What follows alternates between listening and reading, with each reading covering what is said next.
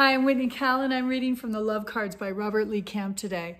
I love this book and the content in it, and the reason is because it makes it so easy to help somebody get to know themselves better. Find the month and the day that someone was born, and you flip to their card. And this is based on numerology and the deck of playing cards.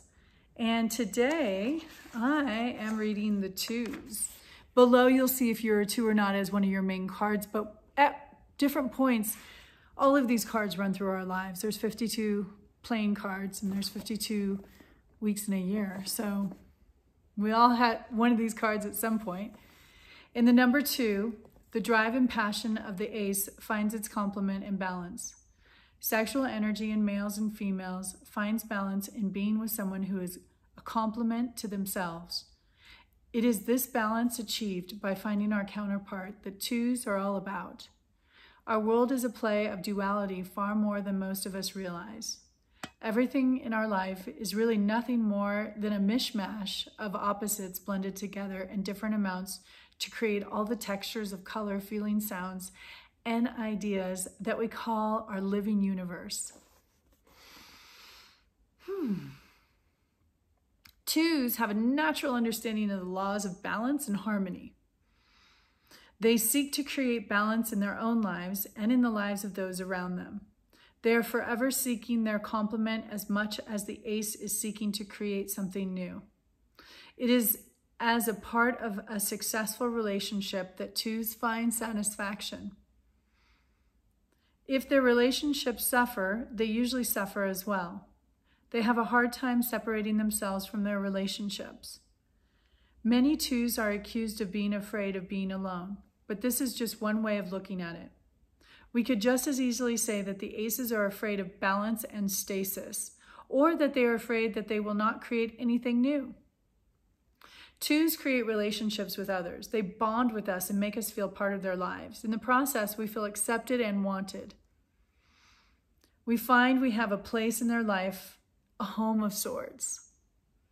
2's can be the very best at making us feel at ease and cared for. The 2 might make us feel smothered and manipulated as well. If a 2 person is not aware of their deep drive for completion with others, they may try to tell themselves the opposite and execute most of their actions subconsciously. On the surface, they may pretend to be aloof and uncaring. They may act as though they don't need anyone and that they would be just as happy alone as with a partner. Nothing could be further from the truth.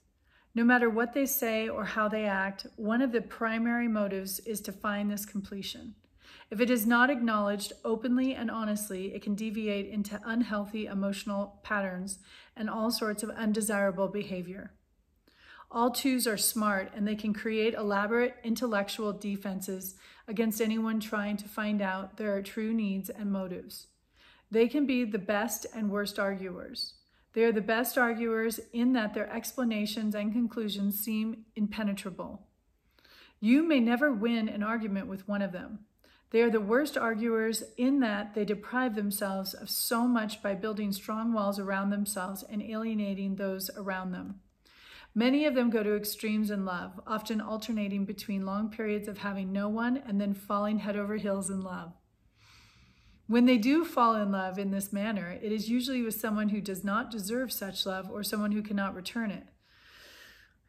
Their zeal and enthusiasm tries to make up for what their partner is lacking. Unfortunately, who their partner really is wins out in the end, and their hopes fall far and fast. The pain of such lessons explains why many 2's avoid love for such long periods of time. Humans will usually do more to avoid pain than we will to pursue pleasure. Intelligent and often physically beautiful 2's seem to have everything that one would want for happiness.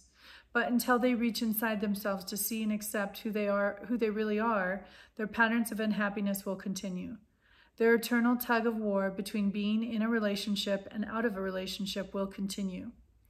Their desperate needs for friendship and affection, love and touching will go unfulfilled. The happy 2 is the one who accepts his or her needs for a complementary relationship and goes about creating it. Why not just admit how important people and love are up front? Then they can accept this part of themselves and stop pretending to be something they are not, along with all of the deviant behaviors that go along with it.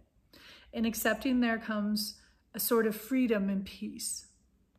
And as a special bonus, when they accept themselves just the way they are no longer bound to be or act in a certain way.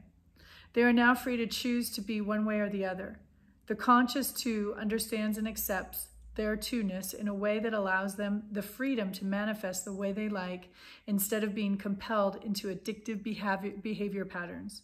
They find union in a loving and conscious way. I like the 2's. Okay, so this is the 2's. Now there's different suits of the 2's, which you can find below.